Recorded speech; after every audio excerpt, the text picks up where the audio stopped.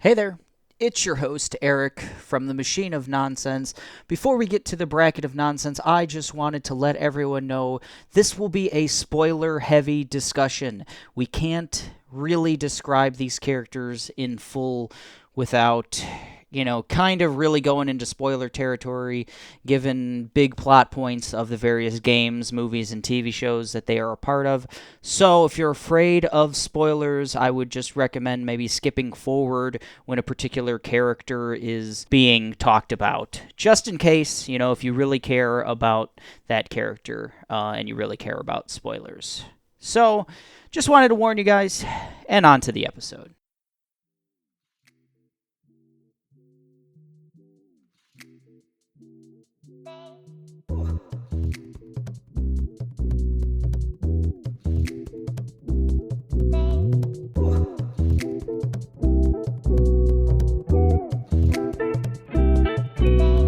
Hey there, it's the Machine of Nonsense, episode 34, and we have come to the bracket of nonsense. 64 characters enter, one will leave. Today we have round one. That's 32 head-to-head matchups on deck. I'm your host, Eric, joined as always by Kayla. Hello, everyone. We've got almost a full boat. We got Aaron. Hey. Mike. I'm here. Tomas. Bring out your dead. And Josh. Hey, I'm here. Hey, Ryan nominated, but he couldn't make round one. We'll have him in some rounds coming up. But we got a six-pack today, and we are starting this bracket strong. So I've posted these all to social media, so if you're following along at home, we are starting from the top left of the bracket. So this is the Leslie Knope portion of the bracket. Then we will go on to the Tony Stark portion, to the Magneto portion, and following with the Rust Coal portion. So that's how we're doing it. And what that sets up is a real bloodbath for the first head-to-head matchup. We've got Leslie Knope, number one seed, versus Daniel Plainview from There Will Be Blood. Two seeds somehow. Somehow this happened. Zany. Yes. No, I don't know if he would have been a two. So but Leslie was my heart is nominated a two. Leslie by was nominated Kayla. by me. Yes. Leslie Knope from Parks and Rec. The ultimate fun, cheerful, happy character. She's zany. She's wacky. She is very, very dedicated to her job in a small, terrible fucking town of Indiana, which we can all relate to. And Yes. she has lots of witty comebacks with her coworkers. The whole show is great. We all know that. But she really just brings the goods into every scene that she's in. Mike, you nominated Daniel Plainview. I did, yeah. I keep thinking about how similar these characters kind of are. Actually, they're both will stop at nothing to get what they want, no matter what. And Daniel Plainview is the other side of that. Leslie is sweet, and he's the sour. Daniel Day-Lewis just does mesmerizing performance in this movie as Daniel Plainview. The movie starts and there's no dialogue or anything. It's just this dude starting this journey of just needing to succeed, and he's just mining, and he's gets injured, and he crawls all the way back to the city and gets his starts his fortune, and I don't know. He's just sinister the whole time. He's great. I don't know how deep we want to go, but yeah, I love him. I don't know. Let's do it. That's tough. That's tough. I'm only going to weigh in on this a very little bit myself. This is a tough one. I've thought about this one more than anything else on the bracket. I think this is Amy Poehler at her tip top. This is my favorite Amy Poehler character of all time. And I love her. She's great. This is not my favorite Daniel Day-Lewis character of all time. That's my say in it. Yeah, So Butcher? that is, I like Billy the Butcher, and I actually really like Really? him in Last Mohicans. So Okay. Okay. this would be like 2A, 2B, but yeah, I Oh, like Billy man. the Butcher is like, Have we wow. said what movie this is from? It's crazy. There Will Be There Blood, will be blood. Yeah. based on sorry. Oil by Upton Sinclair. So So- that's Does my anybody piece. else have something they'd like to say about either character? I love both of them. I've more recently seen There Will Be Blood again. I love like the movie in itself is just incredible. There's so many memorable parts. Like fucking. I mean, you got the bowling pin scene. You got the I drink your milkshake. Yeah, the final scene is I it's- consider that all one scene, and it's just a so sight. I don't know. I love it. it's so tense. Like Mike mentioned in the beginning, like there's no dialogue for like the first like 20 minutes of that movie, but it tells a fucking story. But this isn't about the movie; it's about the character. But I love the character of Daniel. Just like these two characters are complete polar opposites. Amy Poehler is like, I'll do do whatever I can, the right way Polar. to get what I She's want. the ultimate caring person. Right. Yes, she'll Yeah. do it in the Daniel is sweetest, most the caring opposite. fa- Yeah. Yeah, Daniel doesn't care how many bodies he's got to fucking trample, how many people he's got to swindle. He gets baptized at a point in the movie just to like get land. So he's like, I've abandoned my boy, I've abandoned my son. It's like, this is so hard for me, and I definitely this is not the one I wanted to talk about first. To weigh in on something like this, it's so hard. Leslie just brings you in. I know, Josh, but I what do picked you got anything? I picked Ben So does Wyatt as my Daniel. choice. So does Daniel. So Okay, so I think Leslie has a slight advantage just on her medium. We get to see a lot of Leslie. We get to see her be Grow. sassy. We get to see her be ambitious. We get to see her grow as a person. The reason I am so in favor of Leslie Knope is that she has one of the most heartfelt love stories. Like, you feel that those people are in love. Like, it's so aggressively good. So I am not a fan of Daniel Plainview, so I will throw it back to Nelson. What makes him more, other than Daniel Day-Lewis's excellent acting, what makes him better than other quote-unquote sinister, stop-at-nothing characters? What would you say to Um, just how he literally there's so many obstacles that come in his way, just like Leslie does. But he basically, like, his son he uses his son like as a way to gain sympathy with towns in order to. He tries to be like, oh, we're a family business, and when it comes time to the showdown, this is the people you want. And like, there's a point where his son loses his hearing, and he's like, okay, that's just a new tool in my tool bag now. All right, I got a handicapped kid now, and he has to convince this reverend, played by Paul Dano, throughout the movie. It's like his Jeremy Jam, basically, and analogy.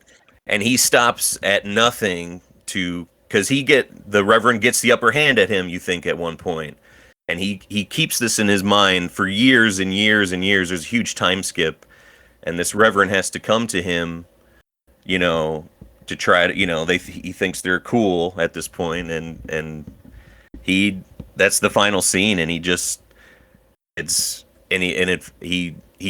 bests Paul Dano, and it just ends with, I'm finished. Like, it was like the final thing left for him to do in his life, was like this thing that's just been eating at him his whole time. And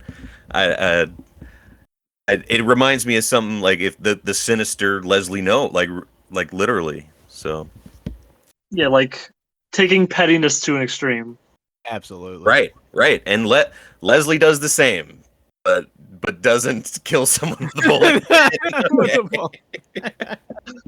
So good. Well, we haven't seen Leslie's whole story, you know? Like, we get to see Daniel Plainview as an old man. We don't get to see Leslie as, like, a really old Leslie. Maybe she, commits bowling pin murder. What do you think, Aaron? You got any thoughts? I haven't seen There Will Be Blood since I was younger.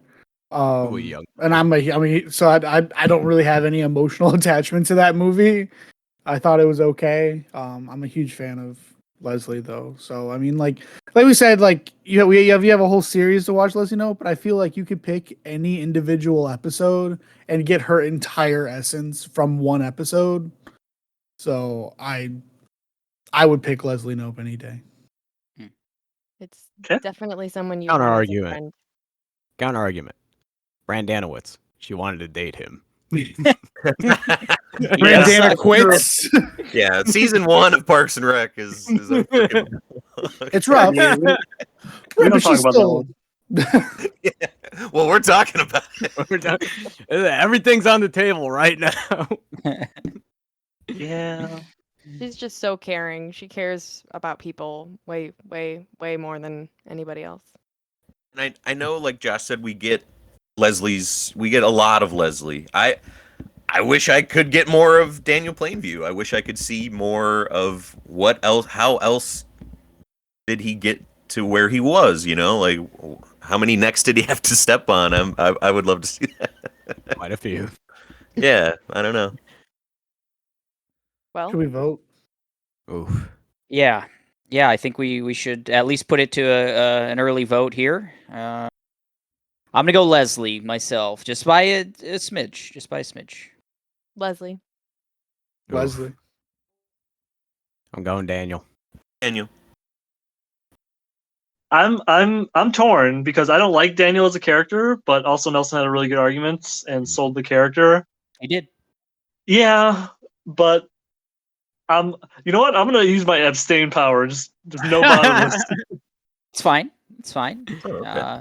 So Leslie wins on a technicality. I mean, fucking shame. that's bureaucracy for you, Hey. right? Hey, I put Ben Wyatt on the bracket, so We'll see. that was my main reasoning as well because I love it was a Ben very Wyatt. hard choice. So. I love Ben Wyatt. too. So You know I what? would Yeah. I'm calling it back. I'm pulling it back. A part of a character are their relationships to others, I agree. and Leslie has a lot of great relationships with like Tom and Andy and April and Ron Ron. specifically. I'm gonna pull back and go Daniel Plainview. Boom. No, I'm kidding, we're Leslie. fighting. Leslie. Leslie. That's fine. Good old Leslie. It's a tough one. Daniel put up a good fight. He put up a good Yeah, fight. I knew it was gonna be coming. tough. Thank you for your time.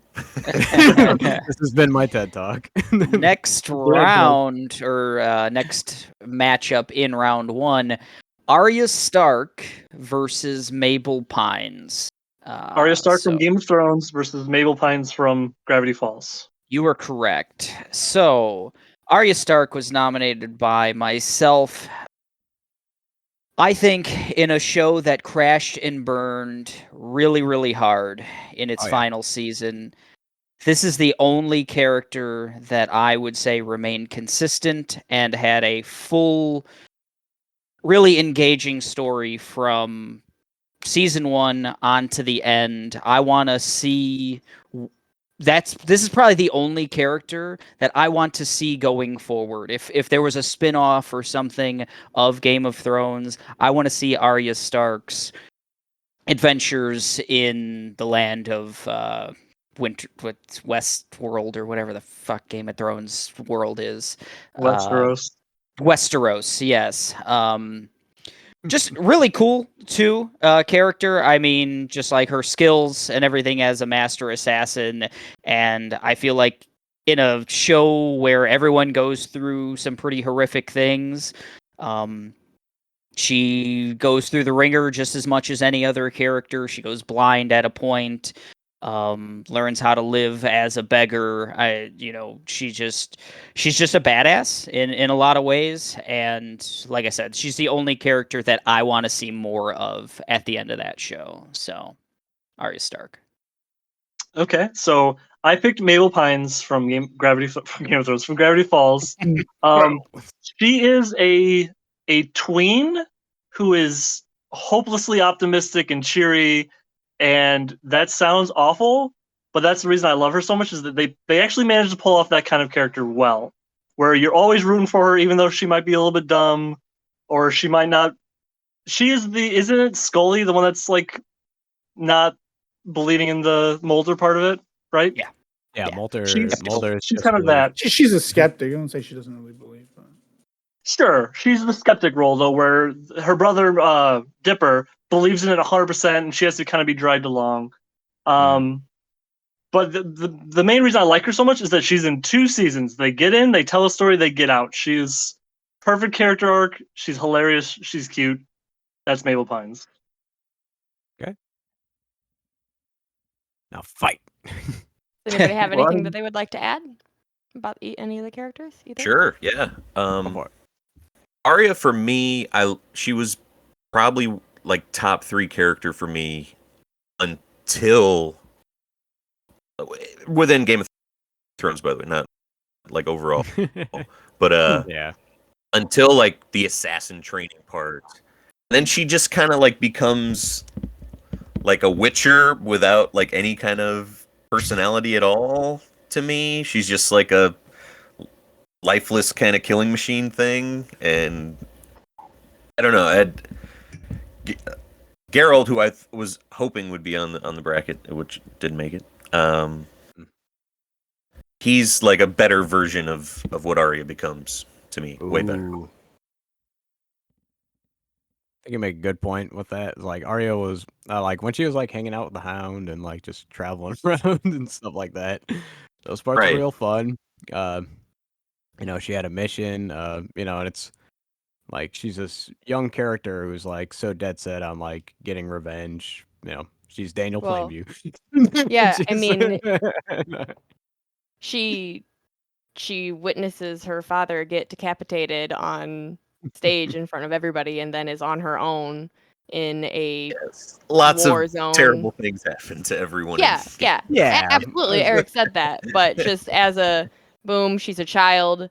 She watches her father get decapitated and then is basically on the run trying to survive as her family's being like hunted down.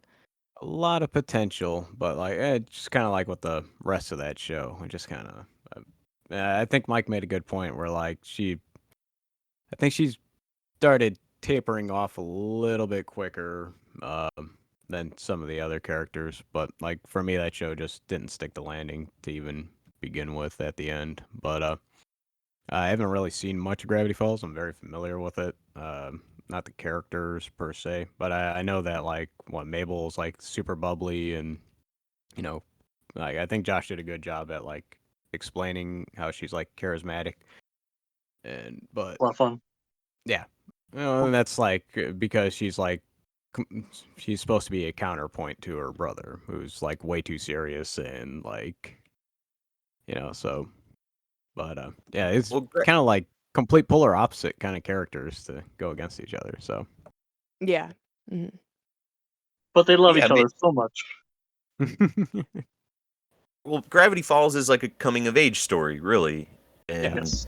Dipper and Mabel both have these arcs where it's just like a long, crazy summer, man, and it's not this grand 7-season journey, but it's really effective. And Mabel is super consistent the whole way. She's fantastic. Ooh. So I'm definitely Mabel on this one. Oh wow. Anything, Yeah. Aaron? There's a lot of passion in that, Mike. I am probably the only person in the world that never liked Game of Thrones, and I've never watched the other show. So I came into this not caring about either one of the characters, but I think the arguments for Mabel Pine are definitely stronger. So I vote her. I guess I'll make one last plea. It sounds like Mabel doesn't have a ton of growth. I don't know. So whatever, it does. doesn't matter. She I've never does. seen. Okay. She does. seems She is like immensely super bubbly and similar. everything. But Okay. sorry, Okay. go ahead, Eric. She My seems bad. immensely similar to Luis. She's played by the same voice, of course, from Bob's Burgers, Luis. Mhm. So she seems immensely similar, aside from Luis having like a devilish streak. Yeah, Mabel doesn't really have that chaotic energy at all. Right. Which is a good thing. So I guess in that sense, I would use the same argument of like not my favorite. Like, so in the Daniel Day-Lewis argument, that's not my favorite Daniel Day-Lewis like historical portrayal of a ruthless man, like Yeah. basically the same character. I don't think this is my favorite Kristen Schaal voice actress like performance Counterpoint, of Eric. a You don't know super. that. Yeah. Counterpoint. Have I you seen a don't. I single don't. episode? No. I've just watched like The scenes. show is Yeah. beautiful because it starts off where it's a brother and sister going to live with their estranged uncle for a summer. So it starts with them getting there, being brothers and sisters, but by the end they've gone through so much shit together, and the bond is so deep by that point. It's beautiful because it's beautifully bookmarked where it's just 2 seasons is one summer together. Ugh, so good. Yeah. I'll say a little something else about Arya, just because, I mean, she's a young girl who is growing up in a time where the men sword fight and the women knit and do stitching classes or whatever, and Arya is very against that, and she definitely wants to contribute in a different way, and she's very tomboyish, and she's very, she sticks up for what's right, like, especially if she sees, I can't think of something exactly except for like when the dog gets hurt or hurt. Didn't want to say the words. But she sticks up for what's right and what she believes in, and doesn't back down from anything. Really quickly, I would ask you: are you talking about Arya or Gwendolyn? I'm talking about Arya. Because that's you just described Gwendolyn to a T. Is that her name? Gwendolyn Christie. That's the Oh. actor's name. What's the character's name? I can't remember. Brienne of Tarth. So Brienne. one more thing on Arya, I think, to piggyback on what Kayla said, her arc. So you do have the patriarchy aspect and everything, but I think more so she's unique in the fact that you've got that whole patriarchy thing, but you also have she has this revenge tale. You know, it's not unique or whatever else. She gets everything she wants. She becomes this assassin, and she still kind of has to choose family versus, you know, this role as a faceless assassin and everything else. She's still always put in a box at every turn, and you know, at the end of the story, she gets to completely break out of that box. So I think it's just a unique tale of, like, you can't tell it in any other world. Like that fantasy world that she's in, and those other characters around her, and the faceless men and everything else, is such a unique like path that she went on. It sounds like Mabel Pines is on a pretty basic coming of age tale, whereas in a sense Arya is a coming of age tale too, but in just a completely unique situation. But we're confusing. Unique does not mean good all the time. Sure. No. Okay. Oh. I'm voting for Mabel. Well, Arya. Mike to get- Arya. Mabel. Mabel for me. Tomas, you're Abstain. okay. Boop. Mabel wins it. Mabel Pines. On to the next head-to-head matchup in round one. Lava knocker. We have Clementine from Telltale's The Walking Dead, and we Ooh. have Walter Kovacs from Watchmen. Oh no. It's a tough one. All right. Come on. Well, I had nominated Rorschach, Walter Kovacs. I really like him. When I first watched the movie, I absolutely loved it. And I read the comic, which I know doesn't factor into this, but he's such a cool character because even as far as anti-heroes go, they're always still likable people. Like Deadpool is always like hilarious all the time, and I don't know who else you consider an anti-hero. Wolverine at times, Yeah. but Rorschach objectively, like outside of his like conviction to always do what he considers the right thing, is kind of sometimes like an awful person. He's like weirdly conservative. He makes a point of noting that Adrian Veidt is like homosexual, like that's an actual problem against him that he might have to deal with in the future. And I just like him a lot. I like everything about him, from how he handles crime, how he doesn't stop when the Keene Act is passed, saying that superheroes are no longer allowed, or masked heroes, because there's not really superheroes in that. Yeah. Straight down to him walking around with his sign saying the end is nigh. Continuing his fight just in a different way to him. It just, everything about him just boils down to one thing, and I love it. I love him so much. Good character. Josh, we both nominated Clementine. If you want to take at least the first stab at it.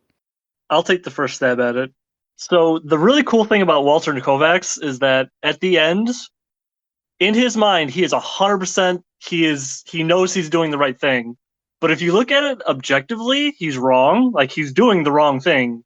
But he believes so much, and he's so like, no compromise, even in the face of Armageddon. Right. He is a very well written character, and it sucks that they're going against each other. Yeah, because I went into some like had I thought of Clementine, she would have been on my list. There's so many characters that since we did our original list, I'm like, oh, they should have made it. Concessions. Had I thought of Clementine, she would have been on my list, maybe even higher than Rorschach. I mean, Rorschach definitely, it's more of a nostalgic. I love the movie. I remember going to that little movie theater and where we're from and seeing it like 4 times. I think 2 of those times with Mike. So like, I love him so much. Whereas I played all of the Telltale games, and I love Clementine too. If I can say really quickly, the thing I don't like about Clementine is that I only like Clementine in season 1. After that, I don't care for her. So if we're taking the entirety and that's a requirements, my vote is ready. Wow. Yeah, so I think word. we're going in a direction that Walter Kovacs is just going to win this one, because, like, he stands up to a god at the end of that movie. Like, come on. Like, as a human, as, like, he's a badass dude. I love Clem, but I don't think she has enough, like, standing on this, right? I think we're all Rorschach at this point. Yeah. So I nominated Rorschach, but I wanna try to defend Clementine. I love her. I liked her. I actually liked her progression more than I think maybe you guys. But yeah. I liked her. I kind of liked her progression because up to that point, before zombies were every little thing we saw on the TV and movies everywhere, I thought she's really cool. Even from watching The Walking Dead, which was only good for a little bit, so much of that's existing as part of these groups, and I think following Clementine's story is really cool to see somebody of her age and her temperament existing almost on her own, with other people, but so much relying on herself. I think she's a really cool character. I mean, I still think Rorschach is better, but I don't dislike her story arc as much as everybody else seems. Yeah. So It's a Daniel Plainview, Leslie Knope right here.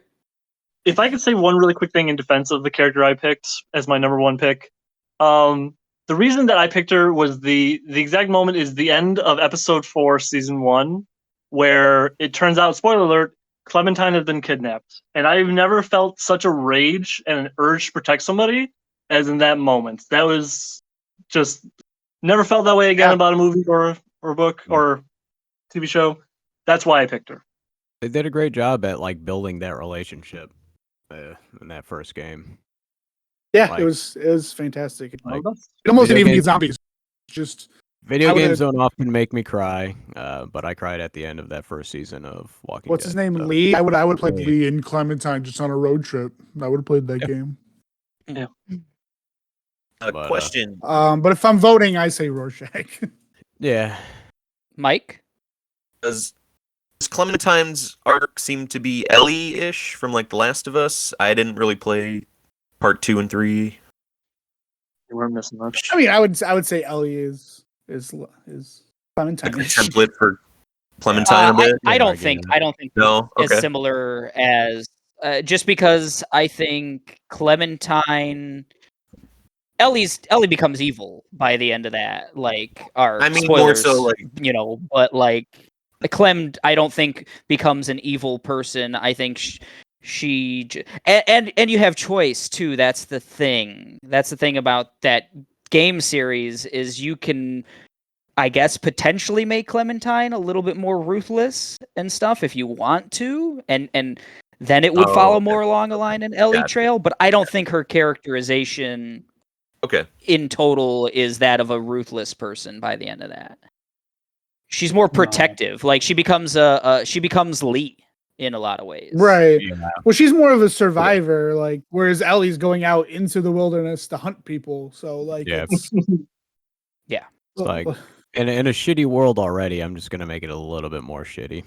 You know. well, they deserved it, so whatever. I know, but like, Boom. come on. Well, we'll have that Ellie conversation very soon, I think. Everybody Uh, in that post-apocalypse is just an awful person. So So, all right, Clem versus Walter. What do we got?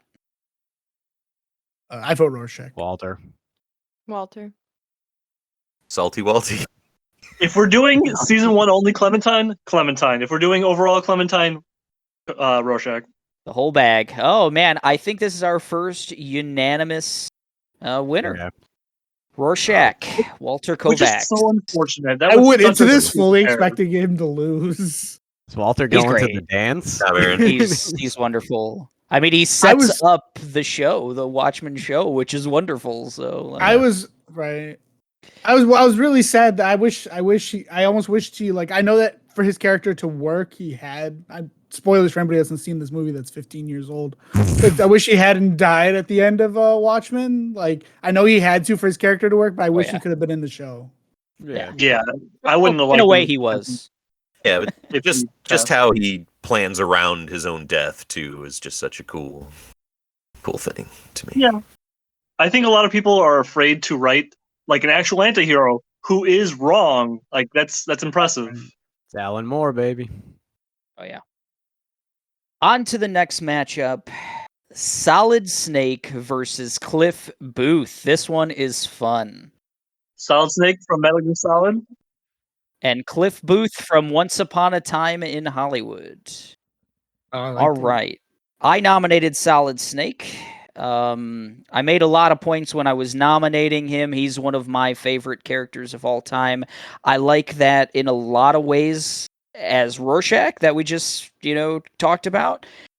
His convictions are such that he will go forward no matter what, and he's oftentimes wrong in the same ways. But he's going forward no matter the stakes, no matter the, what's stacked against him. And he's going to, play hero even if he's, being manipulated, whether he knows it or not. And he's just an icon. He's just an iconic character. I think he's a character that other characters since then have been built off of. And just really cool dude. And just, he is another long story too. We've gotten to see so much of Solid Snake, so much of his growth. We get to see him from a young man to, a dying man. Old man. I nominated Cliff Booth from Once Upon a Time in Hollywood. Probably Quentin's. Quentin normally writes villainous characters that you love to hate, kind of thing, or but this Cliff is besides potentially killing his wife, he's like the most. And what's the word I'm looking for? Genuine, kind of Charismatic. nice. Yeah, he's very charismatic, of course, but he there's lots of charismatic characters in Quentin's movies. He's not a bad guy. He's just like a dude, and he's just going on this journey with Leonardo DiCaprio, and he's not in a lot of scenes with Leo, so he kind of has to carry his half of the movie the whole time. And he does a great job. He has the best scenes in the movie. He has a scene with Bruce where he's reimagining an encounter he had with Bruce Lee. And it's just perfect. It's just you want to watch as many movies as you can with this guy in it, and he's fantastic. Yeah, Cliff is just smooth. Like he Yeah, is just yeah. he can go into any bar and everything's just gonna roll right off him. He's gonna swoo the ladies, and the guys are gonna be like, man, that guy's cool. I want to be that guy.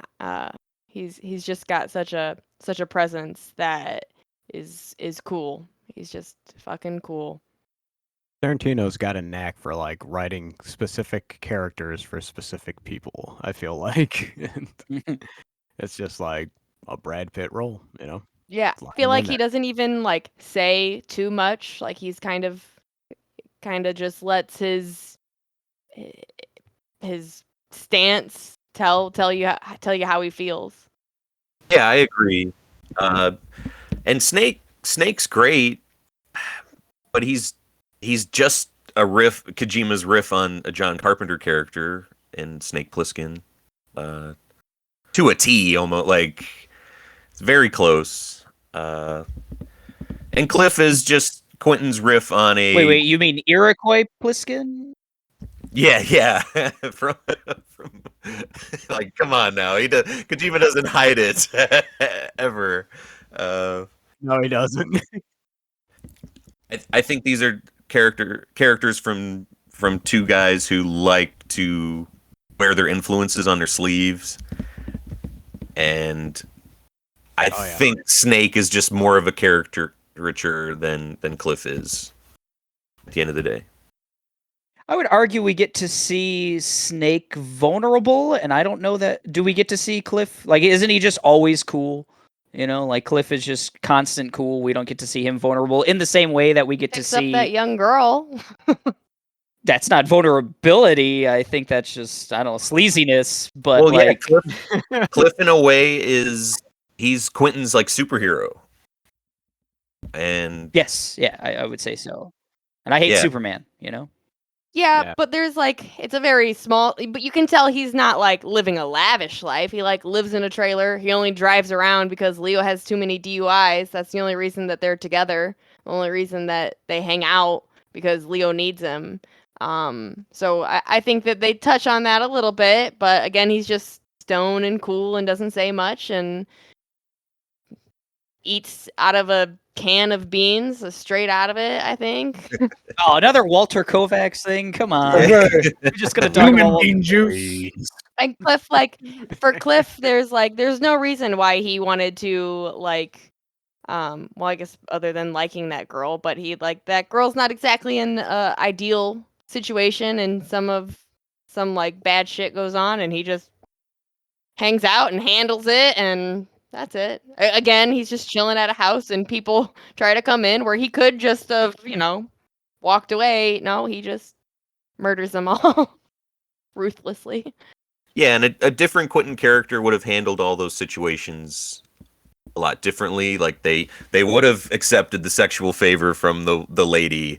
They would, they would have burned that movie studio to the ground, or something like that. But he's just calm, cool, collected. He doesn't look for the fight. If the fight comes to him, he takes care of it. And it was a breath of fresh air from my favorite director. He's so cool. Okay. So, to give context to my opinion, I fucking hate Quentin Tarantino. I hate him so much. I've hated every movie I've seen of his. So I'm going to be mostly speaking Checks about out. Solid Snake here.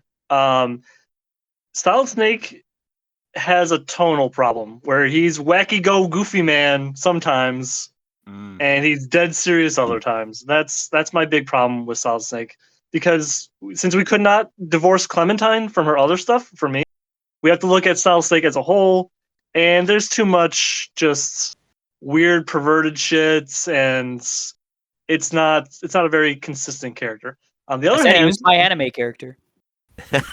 everything I've seen about Cliff Booth, I would use the word effortless. He just seems like he's not trying to be cool, but goddamn is he cool. Honestly, I think I'm convinced. Cliff's great. Like, so this is a tough matchup, but I'm not gonna. I don't feel comfortable Abandoning your trying to character. argue too much that Solid Snake's better than Cliff. I mean, Cliff's great. I mean, do we have Aaron? Do we have any opinion on this? I think Solid Snake, for as much as I liked him because I played the games when I was younger, he's very archetypal as a main character. I mean, like everything I think Eric was saying about him just pushing forward no matter the stakes is every single action game's main character. Where I think Cliff Booth is a real kind of original guy. I like him a lot, so I'd pick Cliff. Well, like we said with Guts, Yeah, now that Josh just reminded Snake me was that the Solid Snake first is a video creeper. game. Well, he may be the first video game action character, but he's not the first action character, and every action main character is just like that. Well, yeah, everything's, something influences something. I get you. Yeah. Hard Final empty. vote? Cliffy. I think. Oh yeah. Cliff. Snake, because I nominated him, but I think Cliff wins. I'm going to abstain. There you go. Good for There you. you go. Okay, so we have a battle of powerful females in this next Ooh. round, or this next Ooh. matchup. We have Ellie from the Last of Us series, and we have Ahsoka Tano from Star Wars. Clone Wars specifically. And they're both nominated by me, so this is going to be really hard because Flip a I feel like coin. somebody could take Ellie, probably, right? well, Nick I'll Eric say a would. little bit, and then of course everybody will just add in like we have been doing. Ellie is a young girl who was born into the apocalypse. She's known nothing other than growing up in quarantine military bases where the military doesn't seem very nice and you have to get rations and it doesn't seem like a great time, but she is a special girl and is actually immune to the cordyceps or whatever those fungus monsters are. That is. So she is a very special or a very special person who gets on this pathway to be like smuggled out of the quarantine base and to the cool badass what are those called when they're like militia? Like not The Fireflies. Yeah, the Fireflies are militia who like want to stand up for the people and seem very anti-military because like I said the military is very mean at times. But Ellie's starts really young, and of course she's hiding this. And whatever that's I'm going too far. She's just a young person trying to live in this apocalyptic world. She has never had parents, so making attachments to people is really hard for her, and you can see that. She does start to trust Joel. And then, spoiler alert, just jumping through this, Joel makes a decision for her without her being aware of it. And then they have to deal with that in the second one. There's a lot of scenes where Ellie is just still childish. And like I said, she grew up in this world that doesn't have the stuff that we know. And she sees like a dinosaur and it's just amazing. And you see these giraffes walking through the world and just like her awe and her childish nature comes out in those points. She definitely builds a relationship with Joel that I love. And as a character, she is a gay character, and that's a lot of interesting moments that you see with her having to deal with that and trying to accept it for herself and being nervous that other people won't accept her and Joel accepting it and trying to stand up for her. Those parts are all really nice. I jump in just for Yeah, a second? I'm done. I'm rambling. Okay. So Ellie, I think the biggest point about Ellie, because she does make some decisions in the second game that I think a Yeah. lot of people have find questionable and everything. I think the biggest plot point about Ellie is that she wants to save the world. She wants to sacrifice her own life to save the world. That never changes. And, she makes some pretty horrible decisions and does a lot of horrible things, especially in the second game, but only because of guilt. I mean, the immense guilt that she wanted to give up her life to save the planet, and she was denied that by her father, essentially, and The her only best person friend. she has attached as a father figure. Yes, yeah. So I think But that's the then biggest point about she Ellie. continues to make those poor decisions like that he Poor made. decisions, yes. He's like, They were I the don't right think anything decisions. does I just don't think they're on the same level. But I mean, we should go to Ahsoka Tano sure. first. Okay, me again. Okay. Ahsoka Tano is kind of a young girl who is in the Jedi, and she is the Padawan to Anakin Skywalker, and they have a great relationship, a lot of like fun banter back and forth, and then you can see her sensing the changes that Anakin goes through and like questioning some of the calls that he makes, but she will call him out and like approach that subject. She's brave in that nature. She has 2 badass lightsabers. She's very fun to watch in action. She does a lot of cool force powers. And she sticks up for what is right. And then there's a scene where she does something that isn't approved by the council, and they like bring her up to court, and what's Ian McGregor? Obi-Wan Kenobi. Sorry, just escaped me. BYOB Kenobi. Yeah, and like Obi-Wan and Yoda kind of like let her slide. They get her off the hook, but Ahsoka's very like, no, these are the rules. Like I messed up, and I want to be held accountable. But they don't do that for her. They let her slide, and then she's like, okay, well, you guys are on some nonsense. This isn't right, and she leaves the council, and so now she's a gray Jedi, which Ooh. just kind of does what they think is right instead of what the council wants, and it's great. I hate the council. So she's Jolie Bindo. She does a lot of the things that Obi-Wan Kenobi should have done, essentially. I mean, Oh, okay. she's that's, I think, what I would say about Ahsoka Tano. You can watch her go. She's very young and childish, and now she's very adult and tainted, if you will. She's made hard decisions and definitely feels guilt, but peace. So we get to see both of these characters go from young girls to adult women, basically. Young adult women. Yeah. Mm-hmm. Uh, Yeah, it's a I tough. think it comes down to tough where call. they wind up for me, and I did not like where where Ellie winds up ultimately. And Yeah, if we can connect Ahsoka to the Mandalorian, the live action show, she shows up in that. She has been looking for Anakin this whole time, wanting to help him. I think with Ahsoka, I love her, but ironically, it seems like she's a riff on another character we have on this bracket, who I didn't know originally, but Aaron nominated Jolie Bindo from Knights of the Old Republic, and it seems like his story, his butting heads with the Council, becoming a Grey Jedi, kind of doing what he thinks is right, breaking from the Council and the Jedi Order and everything else, is very close to Ahsoka Tano. It just feels very similar.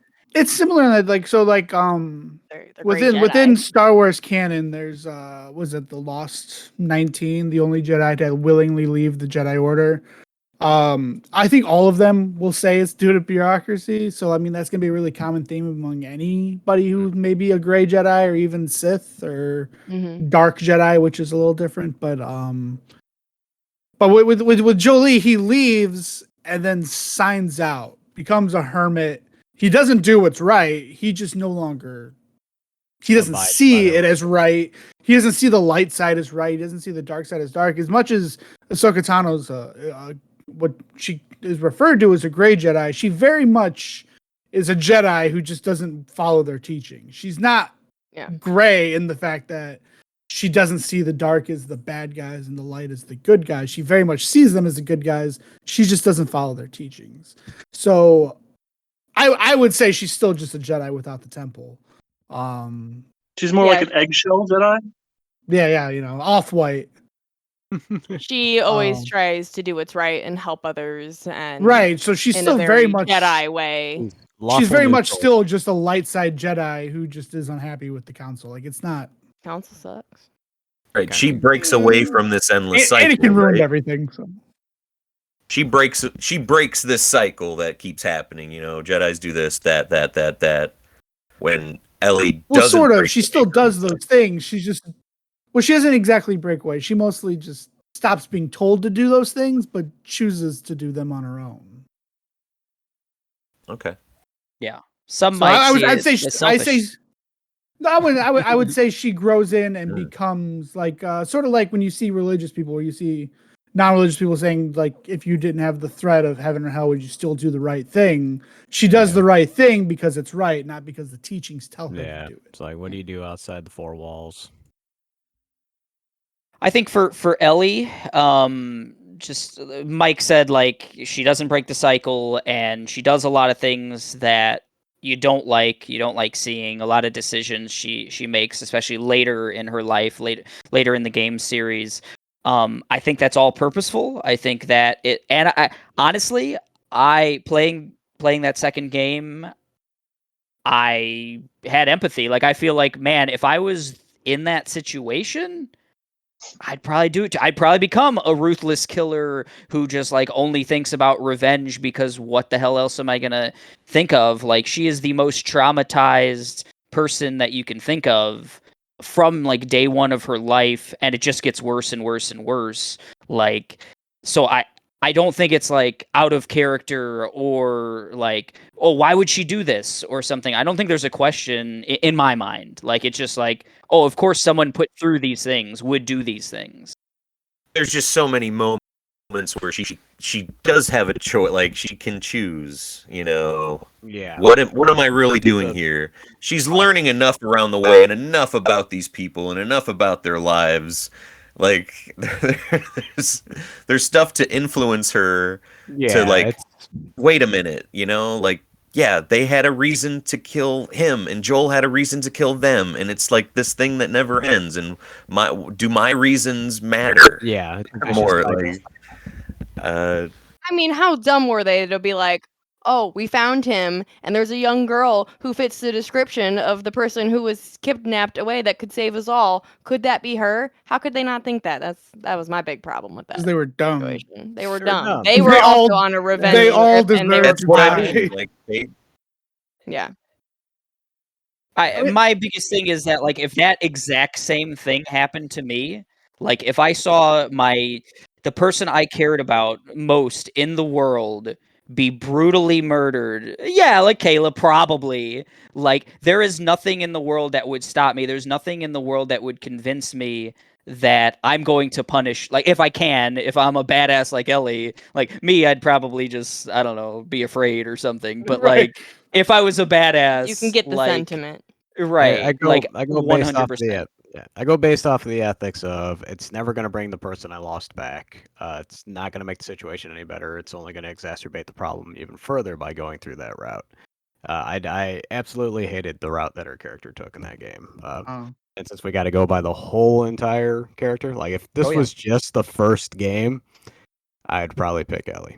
But I really liked it. Like I love that's it. the anger I felt when they did that was I thought she did the right thing in a world where there's no courts or laws, where people can do what they want with no repercussion. They got what they deserved. Even after you eventually play from their point of view and you like them as characters, you like their storyline, maybe not Shoulders so much, but her companions. I liked them. I liked their storylines, but they still did something they deserved to die for, so I don't care. I think Abby is a wonderful hero and Ellie's a wonderful villain. Like, I don't see Abby as a. Oh, I liked Abby a lot, but that I think fighting because you feel somebody should have been sacrificed is a little much. Sorry, I just checked out so hard. They killed her father. That game too. So he was going to sacrifice a girl without telling her what for. That's not. I'd kill him too. I'd kill every single person. I'd kill every single person, and that's why I said I have empathy for Ellie. Like, I think everything she does, I'm for it. As Joel, I did kill every single person with a brick. So right, like when I ran into that room with her father, like, well, I don't know if they planned it out for that guy to be anybody in the original game. Like, I didn't even wait for the dialogue to end. I came in the room and shot him, and then just went on. Like, that was your plan. If you're not watching the video, Tomas did a legitimate spit take, and it was wonderful. But Josh, you haven't really weighed in, have you? Well, I've been talking this whole time. I've just been on mute. Well, summarize, you know. I've been waxing so poetic this entire time. I didn't play Last of Us. I did not watch Clone Wars. Okay. So that's fine. As much as I like Last of Us in Ellie's way, I like Ahsoka Tano better. I would vote for her. Okay. It's funny because Aaron's last thing almost just swayed me to Ellie. That's so funny. Well, I'm Team Ellie. I love them both, but I'm Team Ellie. So. Hold on. I'm gonna abstain because I don't know enough about Ahsoka. So. Okay, but and I hate what's Ellie. the vote on? I think it's 2-2. I think. Ahsoka. I never said it. Then I'm going to vote for Ellie. I'm going to unabstain and vote for Ellie. Just it feels wrong because I don't know Ahsoka Tano at all, but I do really appreciate Ellie and the bravery it took to make her a villain. So I can appreciate her. I don't know anything about Ahsoka, which sucks, but yeah, Ahsoka's great. I think you'd like her, Josh. I know you don't like Star Wars, but Ahsoka's she's kind of in your wheelhouse, Josh. Yeah. But she's a font of positivity and like. Yeah, she's so great. Like, especially early on when she's a Padawan, just brimming with optimism to be a Jedi, to just being broody and dark, and I'm gonna do the right thing, but I'm gonna be really moody about it. That's all you. Moody Blues, baby. Wait. Okay, whatever. So if I continue to abstain, what are we gonna do in the case of a tie? We'll figure it out. We're gonna fight just when we get there. Well, I mean, so we got to make this decision as far as Ellie versus Ahsoka. Me and Mike are Ellie, and Aaron and Kayla are Ahsoka. I think the fact that I've convinced Mike that Ellie wins, I think that should get a little bit of points because I don't think Mike likes Ellie. Ryan makes the final call. Yeah, Ryan makes the final Somebody call. call him at home right now. Or work. Well, he's at work, so. I mean, we don't need to have this specific one done right now. Oh, So Tomas nor Josh are voting? I don't know enough about Ahsoka, and I really don't like Ellie, so I don't feel like I can really justifiably weigh in on this. Well, these are both I thought it Kayla's was supposed to babies be here. Yeah, I thought. Yeah, I think the choice should go to you, Kayla, because it's technically your. I chose Ahsoka. Okay, I like was that. the- I like that because there's a tie. I mean, It's your character. I'm- so. Right. Well, I but don't know if that could become a rule because it's kind of a weird instance where, you know. Well, I mean, Caleb nominated both. I think that's fair if she makes the go final based on the call. arguments we've made. I mean, that's the thing, right? We can go what based we were off. doing here. Well, I mean, we're at a tie though. We we're at a.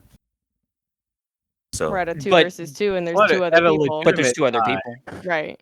Yeah, if it's 2 other people, then we have to come up to something else. But I think I thought because the 2 of fact that people they're- chose what they wanted to do. My bad.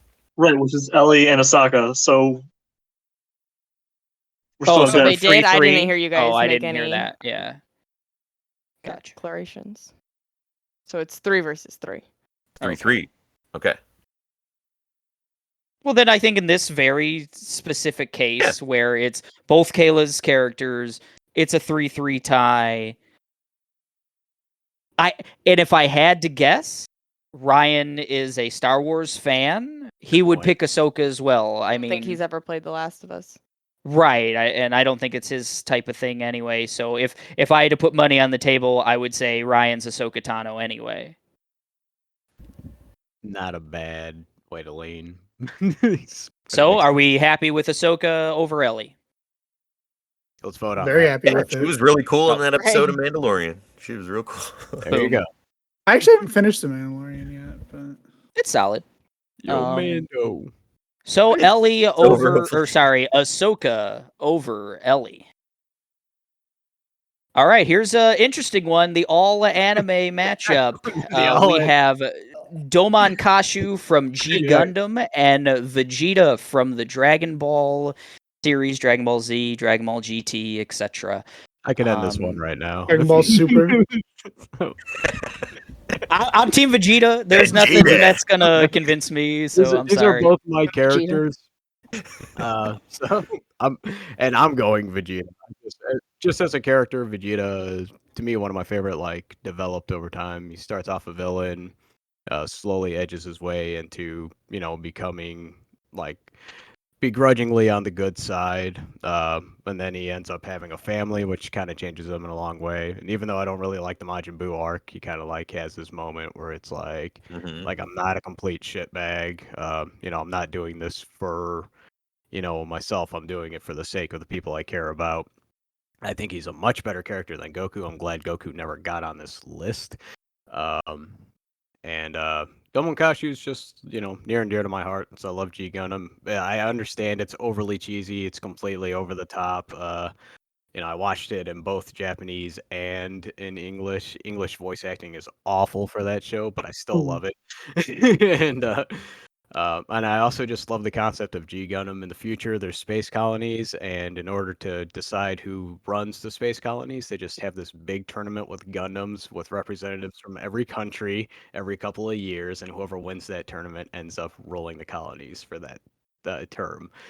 So I like G Gundam more so as a series, and it's just like deliciously over the top martial arts, cheesy kind of stuff.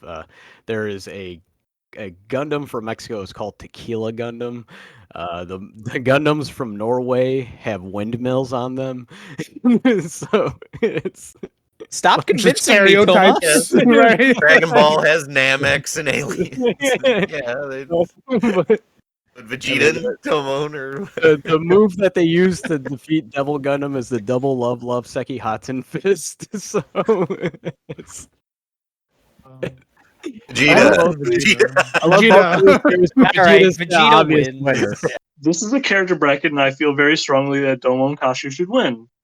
Vegeta is incredibly shallow, as everything in Dragon Ball Z is. It's the most disagree. baseline excuse to get to the next fight. It's incredibly shallow.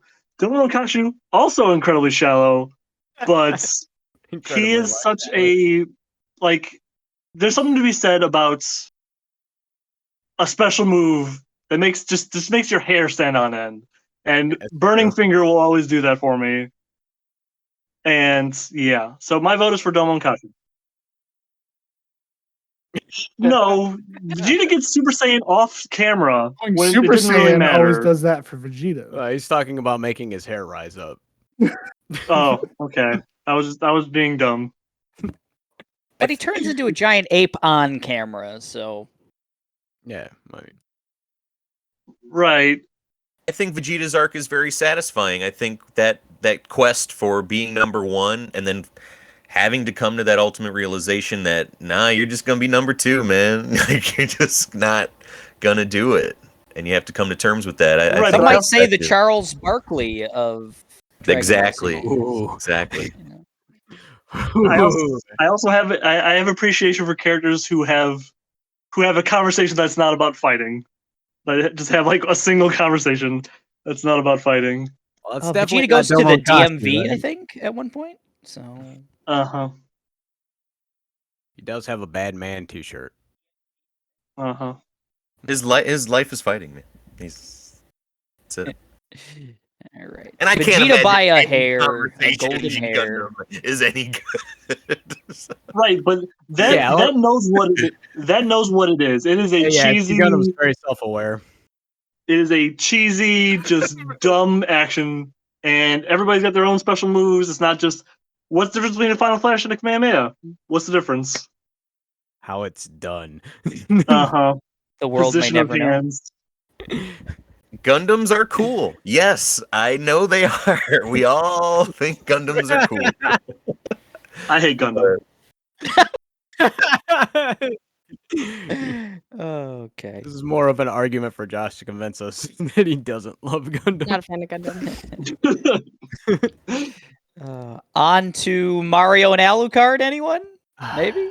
Yeah, it's Vegeta. Uh, Let's talk okay. about how like Vegeta bleeds his heart out after like Frieza shoots him through the chest. You know, definitely. All more right. character there. So Mario versus Alucard. Mario of the Mario Brothers series, if you're unfamiliar, and Alucard from Castlevania. We never really defined which depiction. So, Tomas, which Alucard are we talking? I'm gonna Choose go life. with the TV show because there's Yeah. more character development in that. Pretty dope in the TV show. Who nominated Mario? I did. Well, speak. So Mario now is just kind of he's Mickey Mouse, you know. He doesn't really stand for anything or anything like that. But in the 90s, he was a shining force for for people my age. And I'm basically going off of just one game in particular, that's Super Mario RPG for the Super Nintendo. And they take a character in that game that never speaks or anything, never does anything except run and jump and shoot fireballs occasionally. And they give him a ton of personality and a ton of things to do and interact with these people on his quest. And it's great. It's the best depiction of that character. Alucard, Tomas. Okay, so I love Castlevania. That's the main reason I picked Alucard. And it's funny because I picked him because of the video game, but I chose the series mainly just because it fleshes out his character a little bit more. You know, he's the son of Dracula, and he's like tasked with this like not necessarily well, it's like he has to kill his father. He doesn't necessarily have to, but like this idea that like he understands that his father's gone off the path, and at the very least he has to be stopped from like, you know, being off the rails after his mother is like murdered.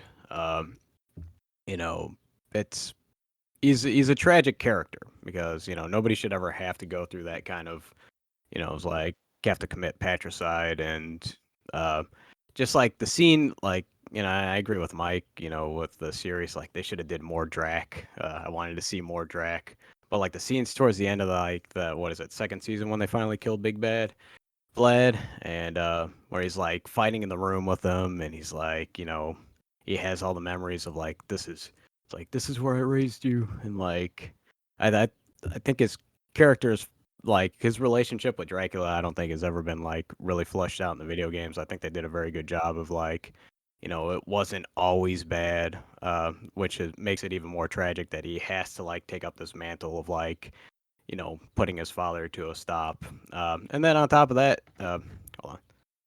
After that, like, you know, it's like, you know, Vlad's dead, and like now he's like this character was like, okay, well, I have no more purpose. Now I have to discover who I am as an individual. Now that like I'm stuck with this castle, and I no longer have anything to hunt. So like in that regard, you know, he develops as a character, like trying to figure out like what am I going to do with my life. And you know, I think it's fleshed out very well. Like my biggest gripe with the series is that like I wanted more. That's my only thing. But like I just like that like I got to know more about Alucard, other than the fact that like I just need to kill my dad and dark metamorphosis. So, Soul Steel indeed. that and I just love Castlevania. Soul Steel, man. And grinding Merman until I have 50 magic points before I even fight the first boss. Oh yeah. Oh yeah. Oh yeah. I mean, the yeah. thing, it's so hard to. Go ahead, Eric. Sorry. I was just gonna say it's so hard to argue against an iconic character of Mario, but like Alucard's so fucking cool. Like that's just I don't know. Like Yeah. that's what's swaying me. When they busted out the shield in season 4, I'm like, There's such a soft elegance to Alucard too. Like he's just so light and calm and like even soft spoken, but then a brutal, vicious fighter who has that shield was cool and the sword that follows him around. I love his relationship with Belmont and Sypha as well, you know, because he's this closed off individual and like they slowly just scratch underneath his like, you know, his shell, and him and like Yeah. Belmont, you know, they're like quote unquote begrudgingly don't like each other, but they're like pick at it, you know, each other, like giving each bros. other jabs.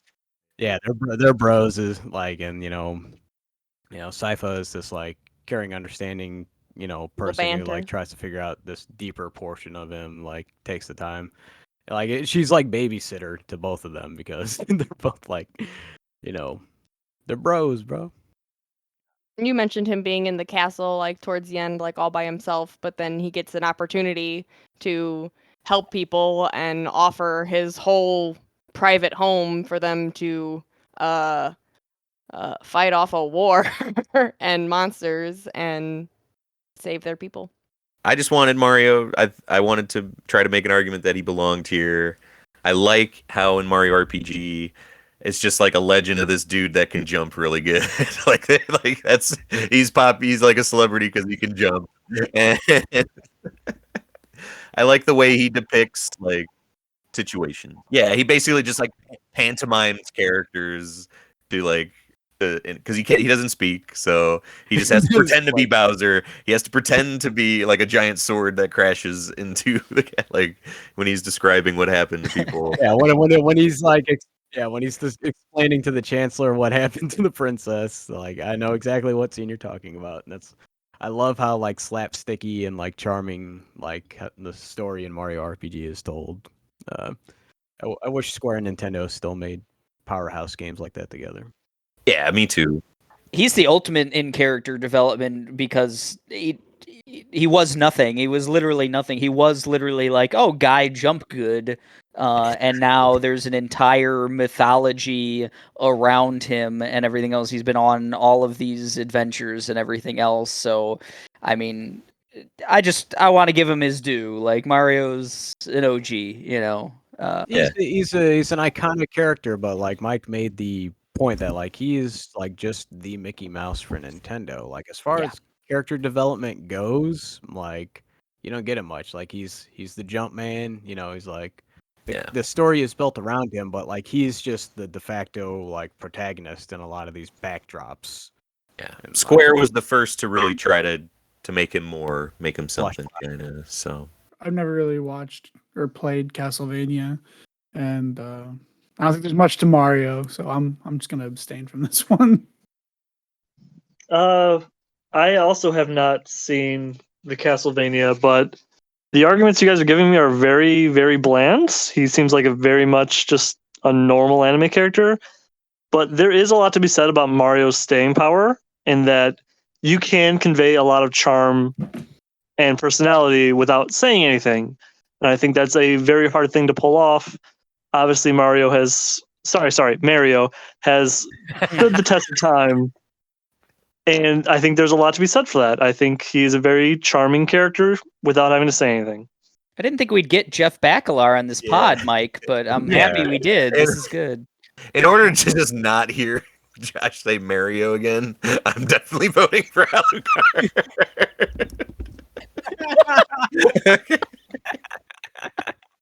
Oh man, he just I will buried be, Mario. Barrio. I will be, I will be, I will be voting for Mario and his brother Luigi. Oh gosh, man, it swayed me with Luigi. Yeah. Luigi. No, I think Alucard is very anime, but like his arc of kill father, don't know what to do with life, become hero by just de facto almost, Got just some by funny moments too, like when he is trying to figure out what to do with himself, and he like talks to himself, and oh Yeah, he's great. It's very effective drinks a how lot. he gains a family and then loses them basically like overnight, and it fucks with him. Like, yeah, he's like really lonely, and it's there's not a lot of action for Alucard in that part of the show. It's just a lot of sullen, just kind of dealing with stuff. He gets betrayed by these people that he takes in, and they do right by Alucard in that show. If there was no anime and it was just Alucard from Symphony versus Mario straight up, I think Mario would take it. But the show's really good. Alucard's really good in it. Alucard talking to those two dolls of Sypha and Trevor, Yeah, that beats Mario just by itself. yeah, it's really good. It's good stuff. Yeah, Fun. Okay, are we okay with We can take Alucard Alucard. over Mario? Alucard. yeah. Let's keep it by the books. Alucard. Alucard. Alucard. Mario. Alucard with the win. Okay, so let's finish off the Leslie Knope bracket. We got a fun matchup, our final matchup of the day. Big Boss from Metal Gear and Aloy from Horizon. So, Big Boss was nominated by Myself. Mike. You picked the big boss. I picked the boss. And Aloy was a double nomination. Big Boss, Mike. Yeah, earlier we talked about Solid Snake, and Big Boss is basically the father of him, and Big Boss kind of has like a Rambo kind of. If Snake is the Snake Plissken type, I'd say Big Boss is the Rambo kind of, that like a beaten down soldier type who's was for his country and everything, and when he found out that his country could easily turn it back on a patriot like the boss, he decides to break away from all that and start his own kind of country for people who are thrown, like soldiers that are chewed up by the system and spit out and just sent out to die, and gives them a place to just kind of do what they've trained to do their whole lives, but on their terms. And it's pretty cool. That's it. Aaron, you want to start off the Aloy conversation? Yeah, I think we've been talking a lot about character growth, and I think since you see her as a child through her middle time, and then when she's a young adult, from when you play as her the game, she's just great. I love the story surrounding her. I like not even taking into the way the world's developed and looks. I love, but just her being an outcast, and her back in, and nobody believing in her, and her just having to rely on her own skill. I think she's just such a fantastic character with a really cool backstory. So Yeah, she's definitely as you play in the game, like, yes, you see her as a little child, but the main part of the story, pretty early on, you see her get her like father figure is murdered in battle, in an attack, and so then she's on her own, and she has like little skills. She like Aaron said, she's an outsider, so she's been cast outside of the village where they have food and shops and democracy. She's not a part of that, but she really, really wants to like get back into that, and she has this whole test of strength where she has to run through this obstacle course, and that's really cool and fun. But all the people are really mean to her because she's an outcast. It's a very not welcome type of person to be in the village, and you don't really know like why this is all happening, and there's lots of big twists. Part of the really cool aspect of her character is that she's actually a clone that was made by a scientist when the world was as we know it, kind of. But they knew that this apocalypse was going to happen, so this scientist like cloned herself and hid herself away for hundreds of years, and now you are that person trying to figure out how to help the world not be Right. attacked by robot dinosaurs. Just fight the whole world with a Bluetooth earpiece, and that's it. Yeah. I love when games give you something like that, though, like a scanning. You want to talk about clones? Boy, do I got a series for you. Yeah, I think The progenitor I of think we do. clones. Yeah, I'd that is say kinda funny. We've got all of clone Aloy's like voluntary. character growth stops as soon as you start to play the game. Basically, like once you open up and leave that place, there's nothing. She's finding a bunch of cool things in a cool story, but she's just the way to get to that for me in that game. Like she's very cool. She's got cool gadgets and everything, but nothing going on in her version of the story was interesting to me at all. It was just a way to find a recording or an artifact or something like that. Yeah, I wouldn't say that her as a character does go through a lot of change specific. Like she pretty much starts off as like a young girl with an attitude who wants to be welcome and proven and tries to do that for herself. When that is ceased to exist, she branches out and is in like the full outside world. But still she has that like kind of, it's not like a super sassy attitude, but she kind of does have like a little sass in her responses when she gets to be with people, especially when she works with that like Indian dude. That's a lot of fun back and forth with them. I'd say in regards to Aloy's character growth, she starts like her whole world is all about fitting into this tribe, and that's the only thing she cares about, and you know, living up to her adopted father and all of that, and then avenging his death and those kind of things. But then she becomes like the savior of the world, or at least that's like what her like That lot in whole life, part and is she's very got this bland. legacy. Oh, okay. I mean, I just think like finding out you've got this like, uh, it is a like a hero's journey, like that she's the chosen one in a lot of sense. But I think the way that she's the chosen one is a lot better than like a Luke Skywalker or something like that. I just think like it's such a unique take on that old story, that hero's journey. And yeah, that would be my argument for Aloy. I think it's a fun journey, but they don't give Aloy anything to really chew on. You go to a town, you talk to a guy, you go kill a thing, you bring, all of that's fun. She's chaining together all these fun things to do. But I think once you get out of that opening, all of that story, like that world building at the beginning for her, it doesn't give it all of the important stuff is fed through her ancestor. Like that's my argument with Aloy. Like she's cool, but I don't know if she can hang with like some really good characters. I don't know. Well, we only have to decide between Big Boss and her right now. All right. Right, that's what I'm saying.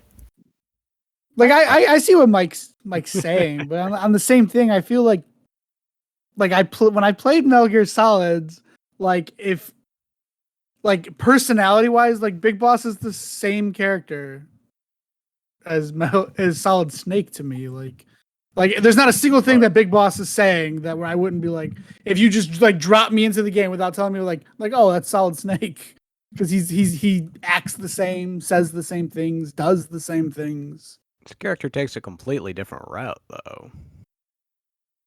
Yeah, I also completely disagree with Aaron's. Yeah, I think he's the same thing. I don't think it holds weight. If you look at the grand scheme of Big Boss over the series, like he goes a completely different route than just being Colonel. What do I do? Blah, you know. Yeah. He's very like he knows what he wants to do to the point where he creates Punish Snake so that he can further accomplish his goals. So. Josh, you're gonna weigh in or? Yeah, I was waiting for my turn. I'm gonna throw in the fact that you haven't lived until you watched me play Snake Eater and fight Volgan down to the very last second. I watched my grandpa play Snake Eater, and he played it at such a slow pace. So I feel like I've experienced every inch of that game.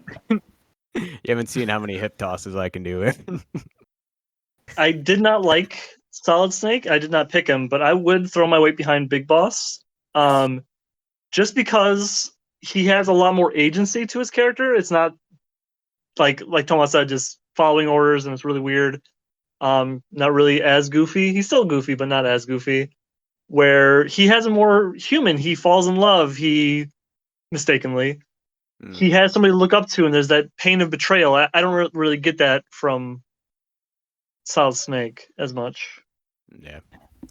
So I'd rather not compare Solid Snake to Big Boss in any way. I think Big Boss and Ellie, in a sense, like if we're saying that the thing that sucks about Ellie is she makes a bunch of decisions that are catastrophic, I think Big Boss does that on the largest level. Like he is being played by the Patriots and Revolver Ocelot throughout the entire series. You think he's making all these decisions and everything else, but you find out it's all a big long con essentially at the end of the series. And like also it results in the death of everyone he was trying to protect, everyone he was trying to empower, and everything else. The ways he was trying to like save the world or like save his part of the world or whatever, or create his own part of the world, he fails utterly in every single like way. So that's like I've never really thought Big Boss is like, man, I want to get behind this guy because he's just a failure, and he becomes a villain, like at points.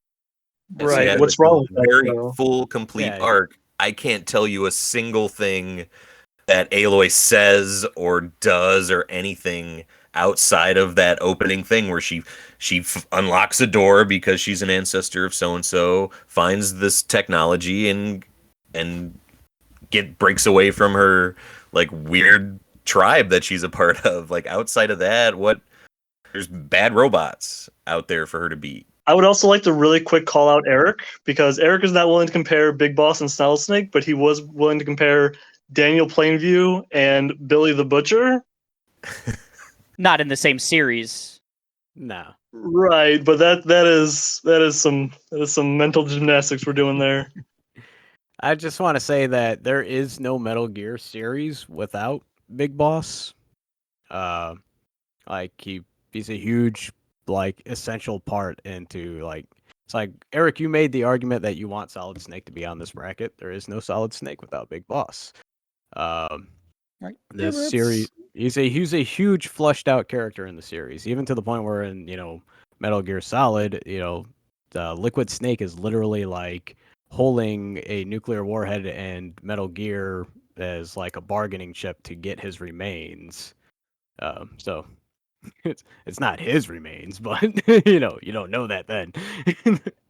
But also just fighting in a flower field with the boss at the end of Pretty Snake cool. Eater. Yeah, it's super cool. Yeah, I just think the world would be a better place if Big Boss was never in it. Just one thing about Aloy, like just a quick little bit, is like all those people hate her. Like they would spit on her, but she's still trying to be the hero. She's still trying to rescue them. Huge. Big Boss is trying to be a hero. Right. I think Mike's He learned argument heroes are is suck. because right. I think I may be tying my love for the world into my love for the character, and that's probably why I like Aloy so much. But yeah, I can see where Big Boss is. Her story rounded also out. isn't done. We do know that there's going to be. That's another true. sequel. Big Boss has had how many video games? But Yeah, he's What are definitely you more Five. flashy. what are you interested 7, in? actually. Wait, Aloy, you hope Aloy talks to some, like I don't know what is.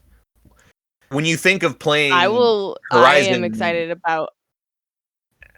you want to see the big robots, you want to see the weapons, you want to see what the new tech. Like you I don't. want to confront Silence. Nah, I want to I confront Silence. never would have remembered who that was from. Yeah, that's you. I mean, I don't know. Yeah, But I think Big Boss not is connect with anything. getting a lot of. Are we calling it? I think the biggest point. I think the point of Aloy, we don't know. She could totally suck in the second one. I think that is a good point. Like her story is unfinished. We know every bit of Big Boss's story, so it is hard like to compare. And I think just Big Boss might win on that aspect. Like we know everything about him. When I brought up that question for Kratos, and I was asked, "Well, do you want to continue?" I said, "Yeah, I do want to see where that goes." With Aloy's, I don't. I don't want to see really what goes on with her. See, I would say on that question, I would much rather see Aloy's story and the story of that world than the Metal Gear Solid world. I want both. I mean, I'd like to see what, Really? I guess. Yeah. Oh yeah. Yeah. I loved Horizon, and I love Aloy as a character. I do want to see what the hell Silence deal is, and everything else. But I also love the Metal Gear series as well, and I don't know where that goes, but if they announced a new Metal Gear game tomorrow, I'd be like, oh, I'm gonna play that. So, Not Kojima. yeah. But anyway, we should probably vote on it, right? I'm voting for Aloy. I'm gonna vote for Aloy. I vote for Big Boss. Big Boss. Big Boss. Boss to the big. There we go. Big Boss over Aloy.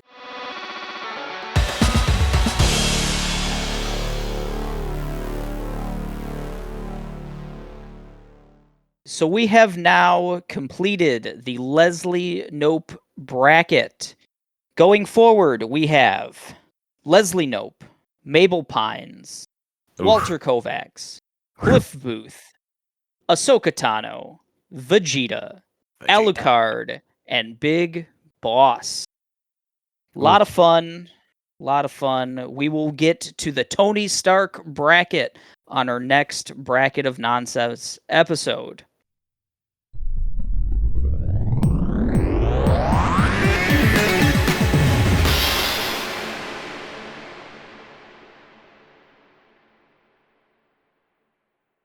Hey there.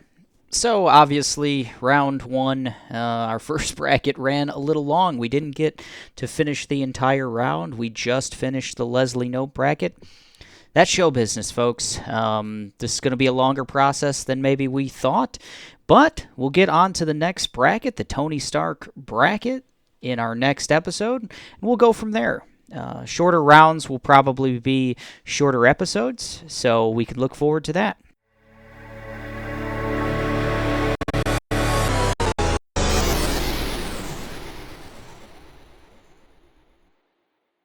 This has been episode 34 of The Machine of Nonsense.